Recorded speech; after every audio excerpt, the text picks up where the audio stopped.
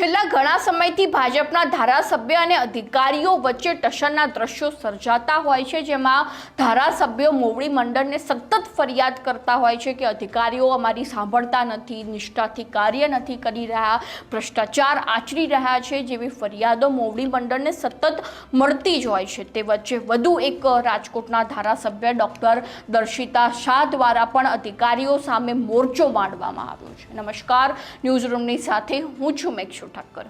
ધારાસભ્ય ડોક્ટર દર્શિતા શાહે ભાજપના સ્થાનિક આગેવાનો અતુલ પંડિત, ધર્મેન્દ્ર મીરાણી તેમજ કેટલાક રહેવાસીઓને સાથે રાખીને જિલ્લા કલેક્ટરને આવેદનપત્ર આપ્યું હતું અને તેમાં જણાવ્યું હતું કે રાજકોટ શહેરના વોર્ડ નંબર 2માં જ્યાં અશાંત ધારો લાગુ કરવામાં આવેલ છે ત્યાં કોઈને કોઈ કારણસર મુસ્લિમના નામે દસ્તાવેજ થાય છે કે હિન્દુના નામે દસ્તાવેજ મુસ્લિમો કરી રહ્યા છે અને તેને લઈને યોગ્ય તપાસ કરી કાર્યવાહી કરવાની માંગણી કરી છે। જેમાં આવેદનપત્રમાં જણાવવામાં આવ્યું છે કે નહેરુનગર વિસ્તારમાંથી હિન્દુઓ હિજરત કરી ગયા છે તેમજ સુભાષનગર 8, 9 તેમજ 10 નંબરની શેરીમાં પણ હિન્દુઓ હિજરત કરી ગયા છે અને આ વિસ્તારોમાં મુસ્લિમને મકાન વેચવાનું હોય તો તે હિન્દુ સિવાય કોઈને વેચી શકે નહીં તેવી કડક કાર્યવાહી થાય તો જ આ વિસ્તારમાં હિન્દુ મુસ્લિમનું બેલેન્સ થાય તેવું છે। તો આ અંગે ડૉક્ટર દર્શિતા શાહ વધુમાં શું કહી રહ્યા છે તે પહેલાં સાંભળી લઈએ। મારી વિધાનસભા વિસ્તારમાં જ્યારથી મેં પદ સંભાળ્યું ત્યારથી 2022થી વિસ્તારવાસીઓની વારંવાર મને અશાંત ધારા બાબતે રજૂઆત આવી રહી છે અને આપ જાણો છો એ રીતે મારા મત વિસ્તારમાં અશાંત ધારો અમુક વિસ્તારમાં લાગુ પણ કરવામાં આવ્યો છે। ત્યારે વિસ્તારવાસીઓની એવી વારંવાર રજૂઆત છે કે અશાંત ધારો હોવા છતાં પણ અશાંત ધારાના કાયદાનું કડક અમલીકરણ થતું નથી અને વારંવાર કાયદાનો ભંગ થતો પણ જોવા મળે છે। ત્યારે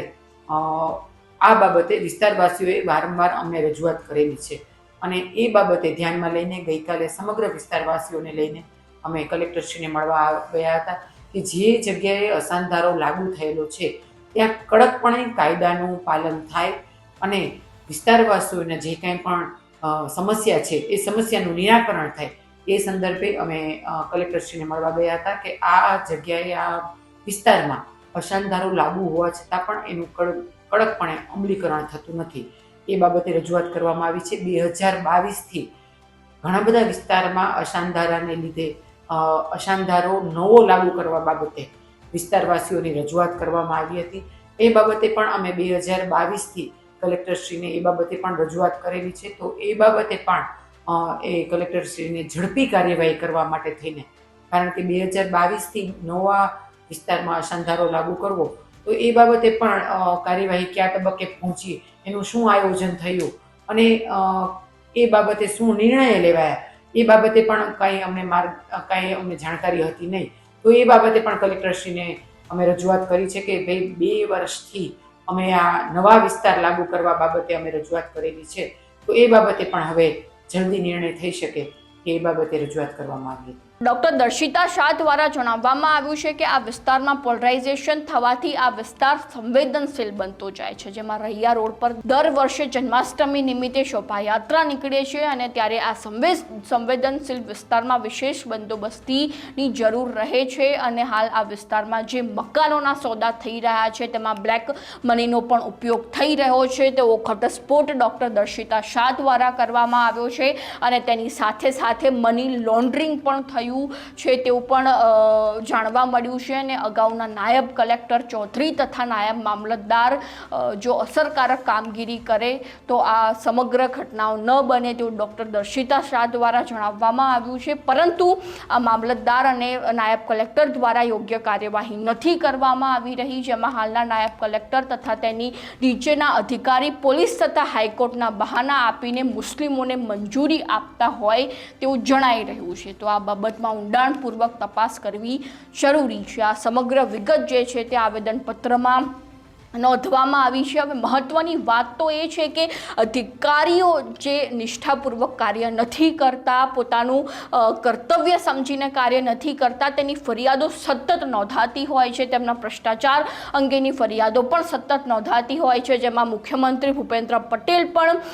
સતત નિવેદનો આપતા હોય છે કે અધિકારીઓએ ખાસ પોતાના કામ ઉપર ધ્યાન રાખવાની જરૂર છે, પરંતુ અધિકારીઓ દ્વારા જે છે તે નિષ્ઠાપૂર્વક કાર્ય નથી કરવામાં આવતું અને માત્ર તેમને મોટી મોટી ઓફિસ, મોટી મોટી ખુરશીમાં બેસીને ભ્રષ્ટાચાર કઈ રીતે આચરવો તે અંગે જો તેમને પૂછવામાં આવે તો તેઓ બહુ સરસ વાત કરશે કે ભાઈ ભ્રષ્ટાચાર કેવી રીતે આચરવો જોઈએ, જેમાં મોટા ભાગના અધિકારીઓ જે છે તે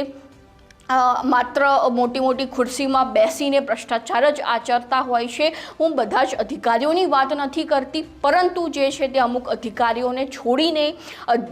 જે મોટા ભાગના અધિકારીઓ જે છે તે નિષ્ઠાપૂર્વક કાર્ય નથી કરતા કે આ મારું કર્તવ્ય છે, મારે કાર્ય કરવાનું છે, પરંતુ તે રીતની વિચારસરણી જે છે તે અધિકારીઓમાં જોવા નથી મળતી અને તેને લઈને ખુદ ભાજપના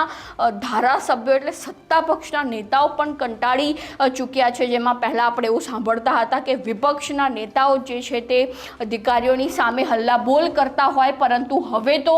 ખુદ ભાજપના એટલે સત્તા પક્ષના નેતાઓ જે છે તે અધિકારીઓની સામે મોરચો માંડી રહ્યા છે. તો ખરેખર અધિકારીઓએ નિષ્ઠાપૂર્વક કાર્ય કરવું ખૂબ જ જરૂરી છે. તો આ અંગે તમારું શું કહેવું છે અમારા કોમેન્ટ બોક્સમાં લખીને જણાવો.